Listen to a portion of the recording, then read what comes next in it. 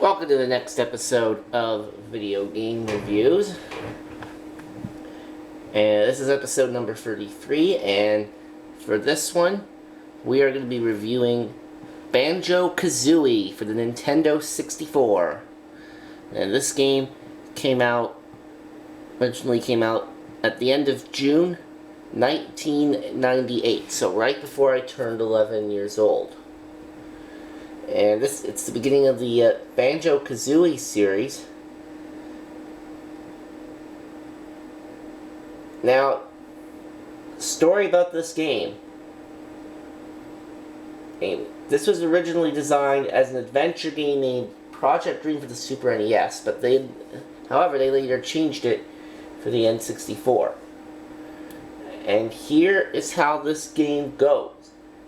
It's set.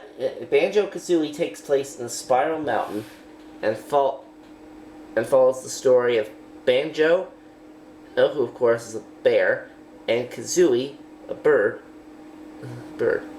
Now, the game starts off with the witch Gruntilda finding out that Tooty is more beautiful than her.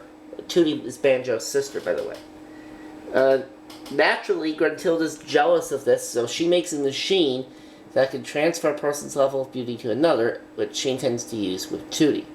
So what she does is she then kidnaps Tooty from Banjo's house while he's sleeping.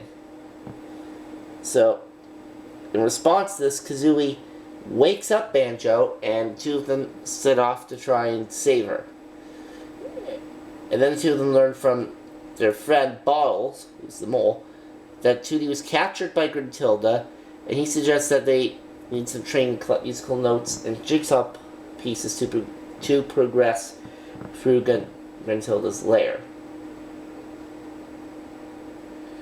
Now, by the time you get most of the musical notes and jiggies, you face Banjo-Kazooie end up facing Gruntilda in a trivia game show called Grunty's Furnace Fun. Now that game presents questions and challenges that are related to certain aspects of the game. So after you go through several game boards, you end up winning the game of Gruntilda Flees. So that ends up reuniting you with Tooty, and then returning home and celebrating victory with friends at a barbecue. Of course, Tooty ends up telling everyone that Gruntilda has fled, and therefore she orders Banjo and Kazooie to defeat her. So they return to Gruntilda's lair and reach the top of the tower and battle Gruntilda. And then, after Gruntilda's finally beaten for good after being trapped underneath a boulder. So Banjo and Kazooie end up going home and take a vacation at the beach. Now the game ends, and then the game finishes with Gruntilda swearing revenge against Banjo and calling for her henchman Klungo to move the boulder that's covering her. So obviously that foreshadows the sequel, Banjo-Tooie, which I don't have. Now this game, as I said, was released on the N64 in 1998. However, it got a re-release on the Xbox 360 in 2008 via the Xbox Live Arcade.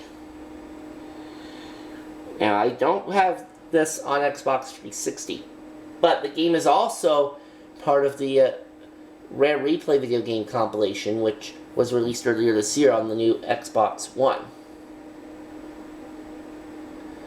Another fun fact about this game is that Rare originally was going to include multiplayer in the game, as well as more worlds. However, those features weren't implemented because of time constraints. So they ended up implementing some of those features in Banjo-Tooie.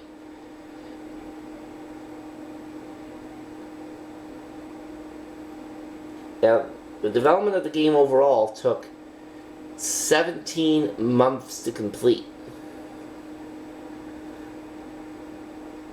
And another fun fact about this game is that it was originally intended to be released late in 1997, but was delayed delayed into 1998. It finally then came out in the summer of 1998 in North America and Europe.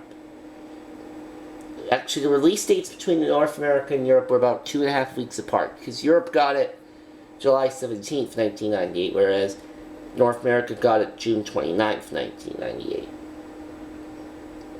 And this game sold more than 1.8 million copies in the United States and more than 405,000 units in Japan.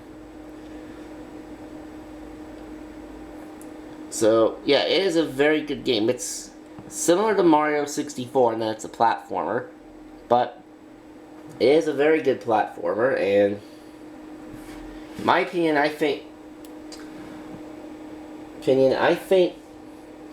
although to be honest, I think this game and Super Mario 64 are about dead even when it comes to platforming. So I'll call it a draw between those two games.